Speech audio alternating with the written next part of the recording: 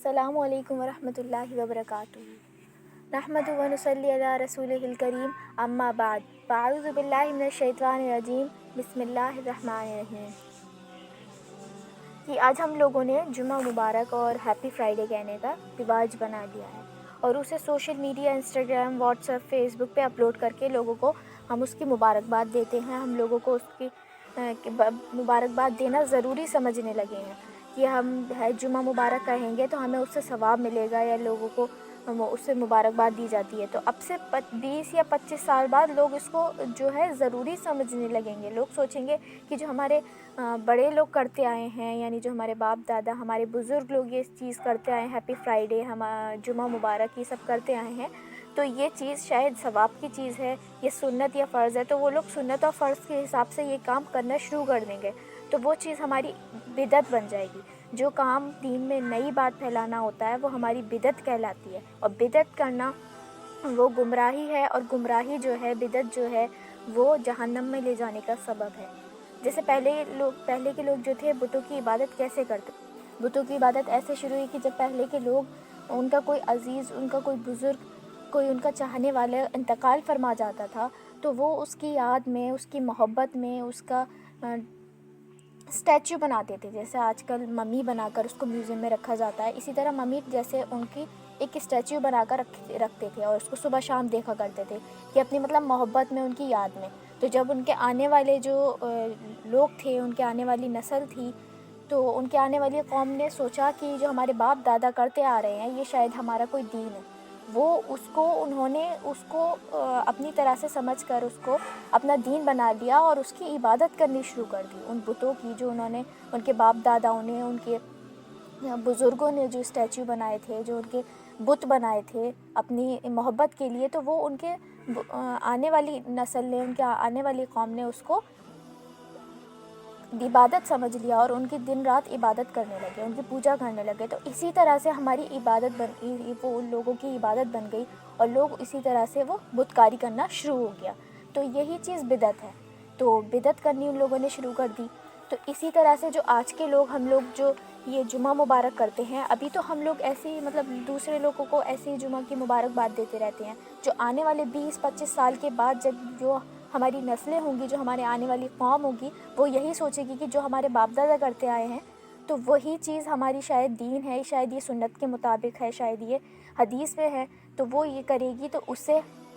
کیا ہوگا؟ ایک تو بدعت گمراہی ہے، گمراہی جو ہے جہنم میں لے جانے والا سبب ہے، اور اس سے کوئی چیز نہیں روک سکتی۔ آج ہم جو ہے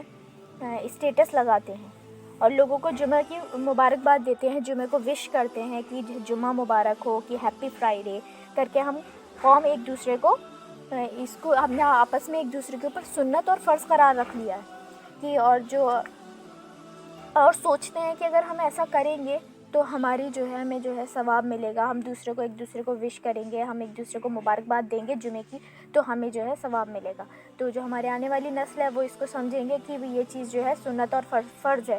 تو اور ہمارے باپ داداؤں سے چلتی آ رہی ہے، ہمارے بزرگوں سے چلتی آ رہی ہے، تو وہ اس کو اپنے اوپر لازم سمجھ لیں گے، اور یہ لازم سمجھ کر اس کو یہ ایک طرح سے بالکل سنت کی طرح سے اس پر عمل کرنا شروع کر دیں گے، اور اس کو بالکل اپنے اوپر لازم قرار کر دیں گے، اور پھر وہ بدعت ہو جائے گی، اور بدعت جو ہے جہنم میں لے جاتی ہے، وہ تو میں آپ کو بتا ہی چکی ہوں۔ کچھ لوگوں کا کہنا یہ ہے کہ ہم جمعے کی مبارکباد کیوں نہ دیں، جبکہ اللہ کے رسول صلی اللہ علیہ وسلم نے جمعے کو عید کہا ہے، جمعے کے دن کو عید کے دن سے بھی بہتر اور افضل فرمایا ہے، تو ہم جمعے کی مبارکباد دینے میں کون سی برائی ہے؟ تو جمعہ مومن کی عید کہا گیا ہے، جمعہ ایک افضل ترین دن ہے، لوگ عید کی مبارکباد دیتے ہیں لوگوں کو، اور اللہ کے رسول صلی اللہ علیہ وسلم نے جمعے کو عید سے بھی زیادہ افضل دن بتایا ہے۔ تو جو عید جو ہے ہماری دو طرح کی ہوتی ہے، ایک تو عید حکمی ہے، اور ایک جو عید ہے جو ہماری عبادت کے لیے بنائی گئی۔ عید حکمی تو وہ یہ ہو گئی، ایک عید الاضحیٰ اور عید الفطر۔ تو عید الاضحیٰ اور عید الفطر کے لیے اللہ کے رسول صلی اللہ علیہ وسلم نے، وہ ہمارا ایک طرح سے تیوہار ہے، اور تیوہار کی ہم مبارکباد ایک دوسرے کو دے سکتے ہیں،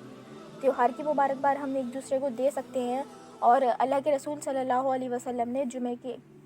یہاں تک کہ انہوں نے عید کی مبارکباد نہیں دی، لیکن انہوں نے ایک دوسرے کو، صحابہ کو اور صحابہ نے دوسرے صحابہ کو کہا کہ تقبل اللہ منا و منکم، یعنی اللہ پاک تم کو اور ہم کو قبول فرمائے. تو اس کا مطلب بھی ایک طرح سے یہی ہو گیا کہ انہوں نے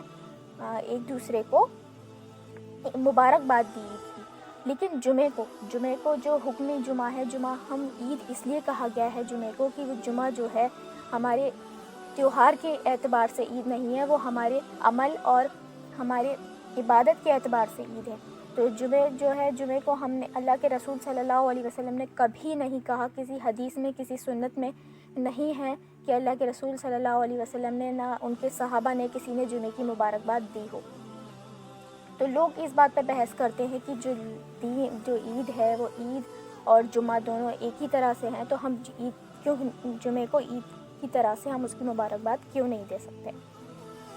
تو جو حکمی عید ہے وہ تو ہمیں منانے کے اعتبار سے عید ہے، عید الاضحیٰ اور عید الفطر. لیکن جمعہ جو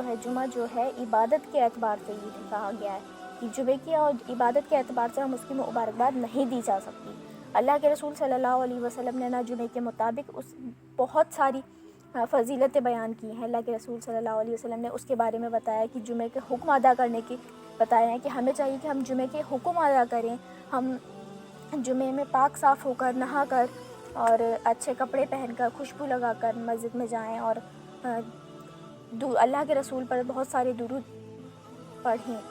اور ہمیں یہ بتایا کہ ہم جمعے کے جتنے بھی حقوق ہیں وہ ادا کریں، نہ کہ یہ بتایا کہ جمعے کو اللہ کے رسول نے کہ نہ ہم کبھی کسی کو مبارکباد دیں، اور نہ